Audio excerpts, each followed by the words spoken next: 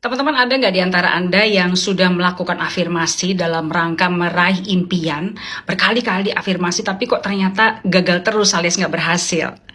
Di mana sih masalahnya? Misalnya Anda melakukan afirmasi positif untuk tujuan seperti kalau di bisnis saya itu misalnya kepengen tahun depan beli mobil 500 juta. Tahun depan saya bisa beli mobil minimal 500 juta, atau misalnya tahun depan saya bisa beli rumah senilai minimal 1 miliar. Saya pasti bisa, yes, saya pasti bisa. Apalagi kalau Anda di ruang motivasi, pasti mentor Anda memotivasi Anda kan. Saya pasti bisa, kita pasti bisa, yes gitu.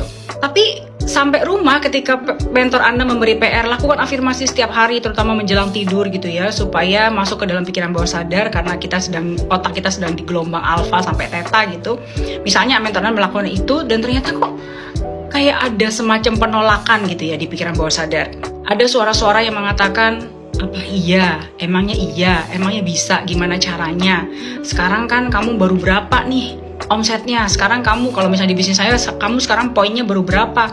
Jauh banget kali kalau misalnya kamu bisa dapat 500 juta, beli mobil 500 juta tahun depan, atau beli rumah 1 miliar tahun depan, masih jauh banget kali, gimana ceritanya, gimana caranya? Misalnya itu adalah suara-suara dari pikiran bawah sadar yang berarti dia mensabotase afirmasi yang Anda lakukan. Jadi jelas ya, afirmasi akhirnya gagal. Padahal seperti yang kita tahu, pikiran bawah sadar itu perannya sangat besar banget untuk memanifest impian kita. Dia memiliki peran, ada yang mengatakan antara 90 sampai 95%. Sisanya itu pikiran sadar. Intinya sangat gede banget kemampuan pikiran bawah sadar ini untuk mewujudkan atau memanifest impian kita.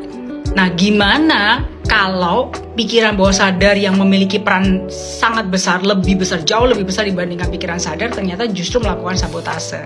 Saya dapat tips dari guru saya untuk mengubah pernyataan dengan pertanyaan.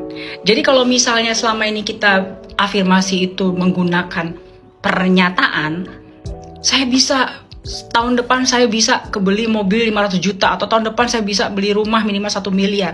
Itu kan pernyataan. Ketika pikiran bawah sadar itu diberi pernyataan, dia tuh cenderung membantah. Apalagi kalau kita punya mental block lah, silakan disimak VT saya sebelumnya tentang mental block dan bagaimana cara mengatasinya.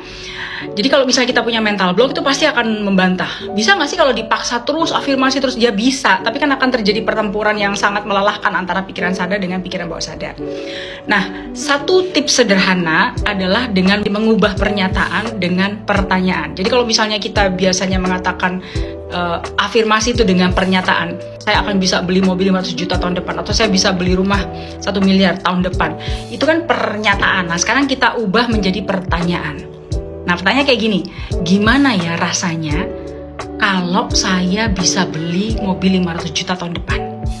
Atau gimana ya rasanya kalau saya bisa beli rumah 1 miliar tahun depan? Nah, itu akan seketika itu akan muncul kayak gambaran-gambaran dan kemungkinan-kemungkinan yang diberikan oleh pikiran bawah sadar. Begitu Anda bertanya, gimana ya rasanya saya bisa beli rumah 1 miliar tahun depan? Itu langsung muncul kemungkinan-kemungkinan akan begini, respon orang tua, respon orang rumah, respon tetangga, yang saya rasakan, suasananya, perubahan-perubahan hidup. Itu akan muncul begitu saja. Kenapa? Karena pikiran bawah sadar itu yang mencari tahu, teman-teman. Pikiran bawah sadar itu dikasih pernyataan, dia cenderung membantah, terutama kalau kita punya mental block di area itu. Ternyata kalau dikasih pertanyaan, pikiran bawah sadar itu tidak lagi membantah, tetapi dia sibuk mencari jawaban. Lalu dia berikan data-data, gambaran-gambaran, kemungkinan-kemungkinan. Nah, di saat itulah kita langsung tangkap momentumnya untuk langsung mengakses rasa kita sudah berada di situ, kita sudah berada di situasi itu. Kalau misalnya target kita adalah bisa beli mobil 500 juta, ya kita sudah berada di mobil itu, lagi nyetir mobilnya, lagi megang, lagi di dalam, lagi buka plastiknya mungkin kalau itu mobil baru. Kalau itu rumah, ya berarti kita sudah ada di dalam rumah itu. Kita merasakan aromanya, suasananya. Kita gunakan seluruh panca indera kita untuk menyerap seluruh atmosfernya.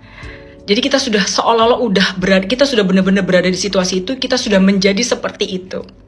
Nah, biasanya teman-teman, kalau ini sudah terjadi, maka manifestasi tidak lama lagi akan terjadi.